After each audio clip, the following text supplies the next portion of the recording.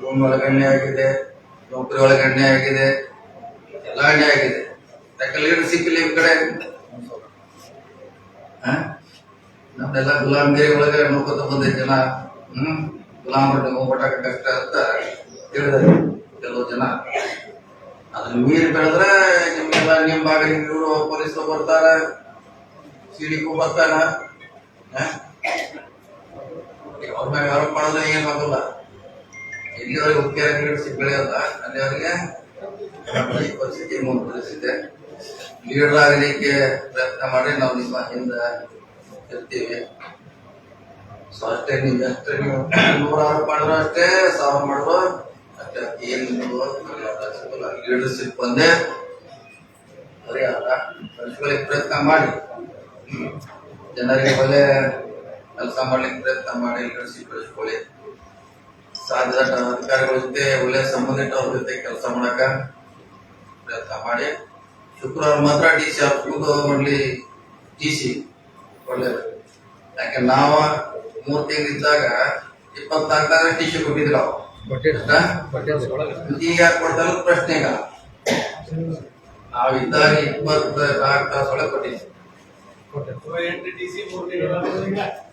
ಈಗೂ ಕೊಡಕ್ ಅವಕಾಶ ಇದೆ. ಕೊಡಕ್ ತಯಾರ ತೊಂದರೆ ಕೊಡೋದು ನಮ್ಮ ಮನೆ ಬಾಗಿಲು ಬರ್ಬೇಕಂತ ಒಂದೇನೋ ಸ್ಕೀಮ್ ಇದೆ. ಸ್ಕೀಮ್ ವೋಟ್ ಬ್ಯಾಂಕ್ ಮಾಡಿದ್ರ ಸರ್. ವೋಟ್ ಬ್ಯಾಂಕ್ ಏನಾಗಲ್ಲ. ವೋಟ್ ಬ್ಯಾಂಕ್ ಏನಿಲ್ಲ.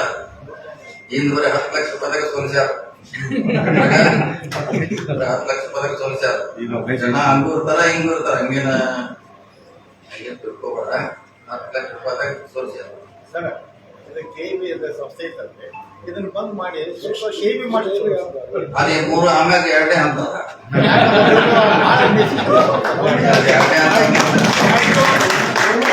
ಈಗ ಪೈಲಾ DC ಆಮ್ಯಾಗ ಇವ್ರ ಕಡೆ ಅದ ಆಮ್ಯಾಗ ಒಮ್ಮೆ ಡೈರೆಕ್ಟ್ ಸಿ ಹೋಗಂಗಿಲ್ಲ. ABC ನಾವು ಹೋರಾಟ ಮಾಡಕ್ ತಯಾರ ಸರ್.